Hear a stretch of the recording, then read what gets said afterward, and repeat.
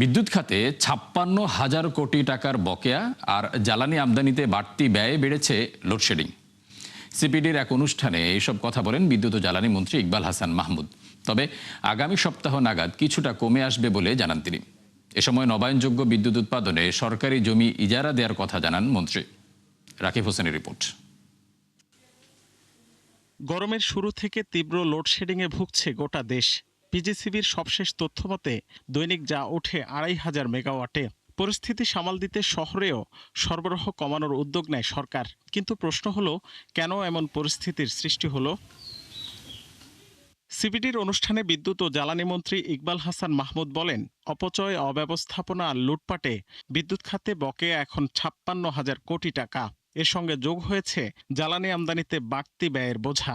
এই সব মিলে তীব্র লোডশেডিং দেখা দিয়েছে। লোডশেডিং হচ্ছে, সবাই বলছে এটা হচ্ছে ওটা হচ্ছে, কিন্তু আমি বানাবোটা করতে আমাকে সারপ্লাস থেকে দিতে পারি। আপনার এমন সারপ্লাস দিয়ে গেছে আপনার যে আমার দরকার ১৮,০০০ মেগাওয়াট, আপনার ম্যাক্সিমাম 20% স্পিনিং মার্জিন রাখতে পারেন, কিন্তু ওই গভর্নমেন্ট আপনার মার্জিন রেখে গেছে অনেক বেশি 30,000 মেগাওয়াট।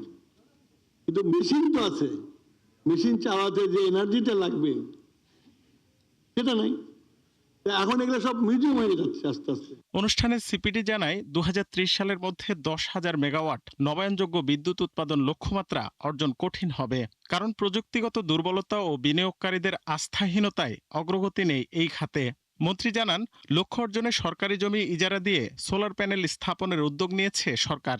প্রত্যেকটা মিনিস্ট্রি কিন্তু অনেক জমি আছে, যে জমিগুলো আনইউজড আছে, প্রত্যেকটা জমি আমরা নিয়ে নেব। নিয়ে যেটা আশিক বলল যে আমরা একটা লং টার্ম লিজ দিয়ে দেব, সেখানে ইনভেস্টর যে ইনভেস্ট করবে। ৫-৬% বাংলাদেশ ব্যাংক একটা প্রেরোগেটিভ দিল, বাট তারপরে ব্যাংকরা আপনাদের রিস্কটা নিতে পারছে না। সেটা আসলে it's not a pricing problem, it's a risk allocation problem. তার জন্য আসলে ৬%-এ আপনার উপর রিস্ক নেওয়া সম্ভব না। That is a problem.